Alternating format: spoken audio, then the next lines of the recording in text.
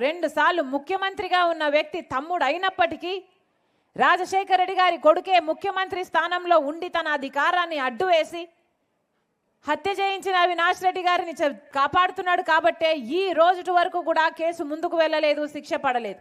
కర్నూలులో సిబిఐ అవినాష్ రెడ్డి గారిని అరెస్ట్ చేయడానికి పోతే 3 రోజులు కర్ఫ్యూ వాతావరణం సృష్టించి భయభ్రాంతులకు సృష్టించి పోలీసులంతా మూకలను పెట్టి వాళ్ళ గుండాలనంతా పెట్టి అవినాష్ రెడ్డిని అరెస్ట్ కాకుండా అడ్డం పడ్డాడు ముఖ్యమంత్రి జగన్మోహన్ రెడ్డి గారు.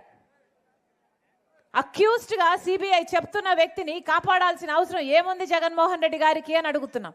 ఘోరంగా క్రూరంగా ఆయనను చంపేస్తే ఇల్లంతా రక్తమైతే ఆ రోజు సాక్షి ఛానల్లో చెప్పింది వివేకానంద రెడ్డి గారు హార్ట్ అటాక్తో చనిపోయారు అని.